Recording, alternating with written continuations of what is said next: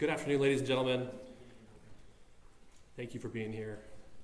At this press conference, we will first hear from Utah Department of Public Safety Commissioner Bo Mason. Then we'll hear from the FBI Special Agent in Charge, Robert Bowles. We'll then hear from Utah Valley University Vice President Val Peterson, who's been in touch with President Jimenez. And then we'll hear from Governor Cox. I'll turn the time over to Commissioner Mason.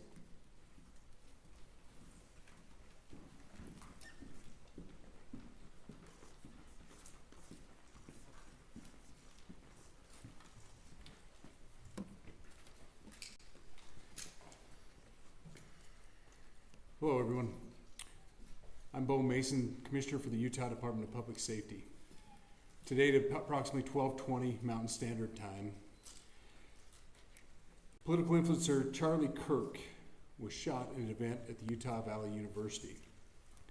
He was taken by private vehicle to Timpanogos Hospital, where he later passed. The Utah Department of Public Safety will be co-leading this criminal investigation to find this killer, along with the Federal Bureau of Investigation. We are working in unison with the County Sheriff's Office, the local police department, and the University Police Department, all of which have been very cooperative and fully engaged in this process. Shortly after the shooting, we did have a suspect in custody, George Zinn, but he was released from custody after we identified that he did not match the shooting suspect and was not an accurate person of interest. However, he has been booked into the county jail by Utah Valley University Police Department for obstruction of justice. We do still have an active investigation for the person of interest. This incident occurred with a large crowd around. There was one shot fired and one victim. While the suspect is at large, we believe this was a targeted attack towards one individual. This is a tragic moment in our state and in our country. As we heal, we encourage everyone who is struggling with news of the incident to call 988, our state mental health crisis line. In addition to that, our partners with the FBI will also be discussing other ways we can communicate through the public for tips and other information. Thank you. Good afternoon. On behalf of the FBI, we extend our sincerest condolences to the family and friends of Charlie Kirk. Our thoughts are also with the people who witnessed this traumatic event. We know that what you experienced was very difficult. Our thoughts are with you as well. As soon as we heard about the shooting, special agents and personnel from the Salt Lake Field Office responded immediately. We have full resources devoted to this investigation, including tactical, operational, investigative, and intelligence.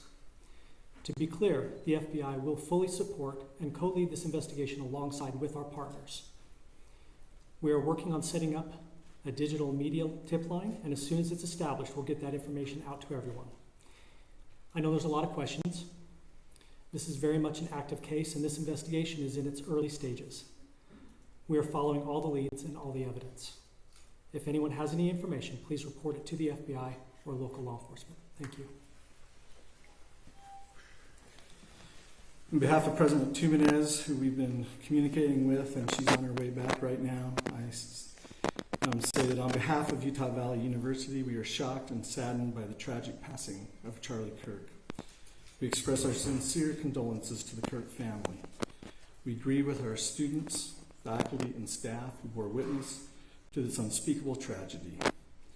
He was invited by the student group Turning Point USA to speak on our campus.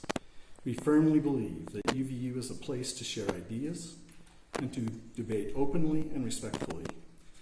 Any attempt to infringe on those rights has no place here. We do not condone any form of violence at UVU and seek to make our campus a safe place for all. Ladies and gentlemen, thank you for joining us on this dark and tragic occasion. I want to thank our law enforcement officers who are leading this investigation, starting with Chief Long and his response here. with the UVU Police Department. We're grateful for your leadership and your team. And again, to the speakers that you've just heard from who are co-leading this investigation. I also want to recognize Sheriff Mike Smith, who has been an invaluable partner as this investigation moves forward. I've been in touch with President Trump, with FBI Director Kash Patel. We are completely aligned with our state and federal partners as we work through this case. Now, this is a dark day for our state. It's a tragic day for our nation. And I want to be very clear that this is a political assassination. We are celebrating 250 years of the founding of this great nation. That founding document, the Declaration of Independence, that this great experiment on which we embarked together 250 years ago, that we are endowed by our Creator with certain unalienable rights. The first one of those is life. And today, a life was taken. Charlie Kirk was first and foremost a husband and a dad to two young children.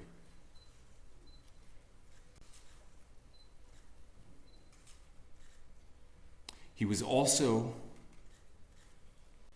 very much politically involved, and that's why he was here on campus. Charlie believed in the power of free speech and debate to shape ideas and to persuade people. Historically, our university campuses in this nation and here in the state of Utah have been the place where truth and ideas are formulated and debated. And that's what he does. He comes on college campuses and he debates. That is foundational to the formation of our country, to our most basic constitutional rights. And when someone takes the life of a person because of their ideas or their ideals, then that very constitutional foundation is threatened. Now, we have a person of interest in custody. The investigation is ongoing. But I want to make it crystal clear right now, to whoever did this, we will find you. We will try you. And we will hold you accountable to the furthest extent of the law. And I just want to remind people that we still have the death penalty here in the state of Utah.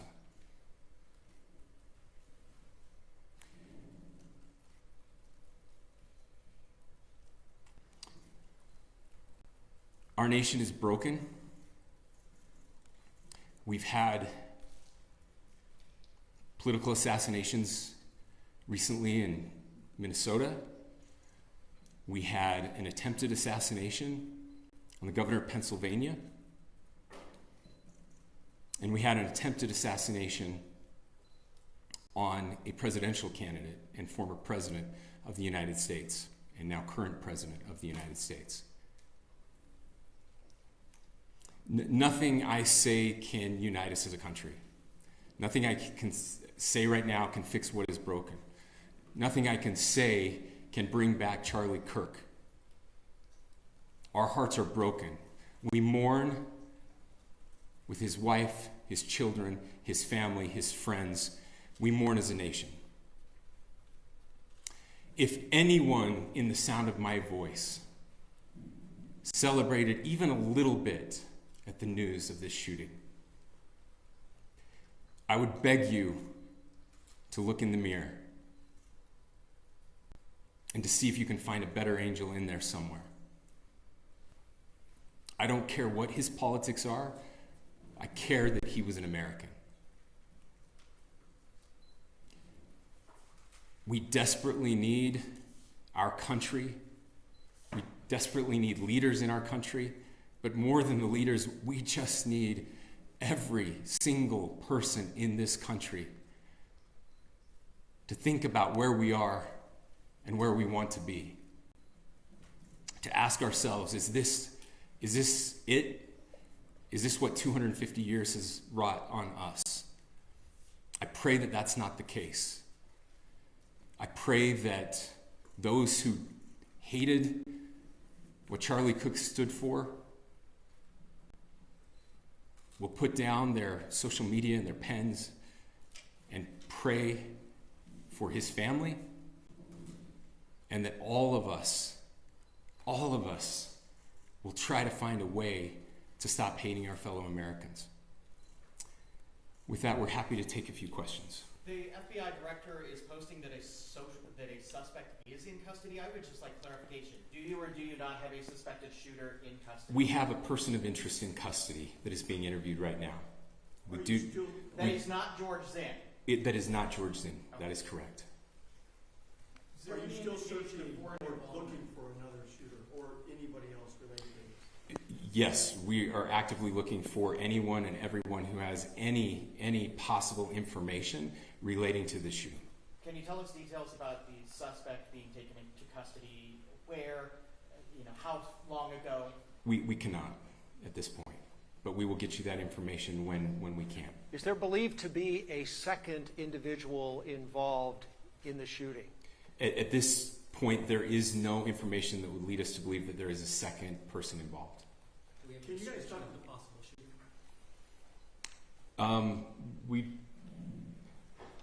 Do you want to talk about what we know there? Yeah. The only information we have on the suspect, the possible shooter, is taken from closed circuit TV here on campus. We do have that.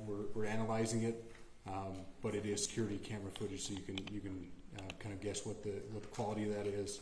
But we do know dressed in all dark clothing, but we don't have a much better description other than that. Where do you think the shot came from? The shot came from here on campus, from a location at a fair, potentially from a roof. Yes, a longer distance shot from a roof. So to clarify, with the security camera footage you have and the person of interest that's in custody, does that match up? That's what we're trying to decipher right now.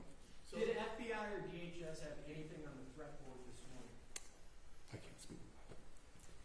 I'll just say that the investigation is ongoing, and as soon as we have further information, we will be sure to release it. Any indications of foreign intelligence involvement? As of now, I can't comment on any of that. Can you talk a little about the security of the event itself? Who was there security-wise, and what happens on these kind of events?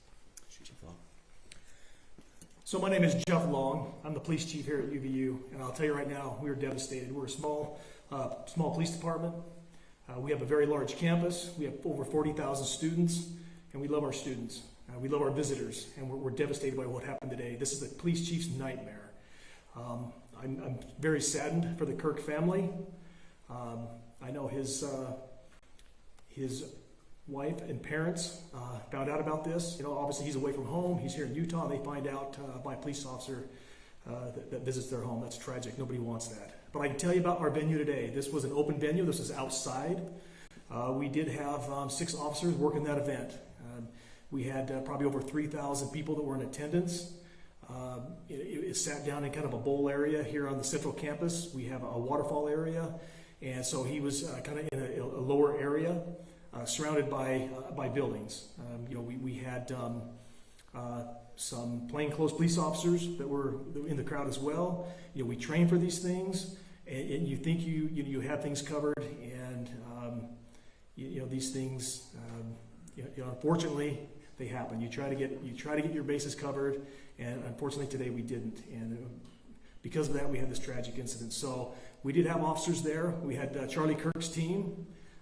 He has a security team that travels with him, and they were here with him when he was shot. Was the gun recovered? I'm sorry, see? Was the weapon recovered? At this point, I can't disclose that. Who made the arrest? There was a question being asked about mass shooting. Was that person apprehended, and do you know who asked that question? Say the question again. I don't know if I understand what you're saying. When Charlie Kirk was shot, he was answering a question about mass shootings specifically. Was that person apprehended, and do you know who asked that question? I do not. We do not have that at this moment. Ladies and gentlemen, we have time for just one more question, so thank you. Yep.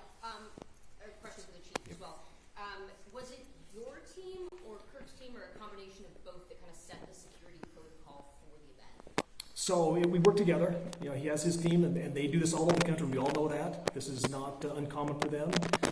They're very comfortable on campuses, and I was coordinating with his lead security guy, and so yeah, we were working together. Was this a sharpshooter type shot? Was this a Ladies and gentlemen, those are all the questions that will be answered today. Again, thank you for covering this.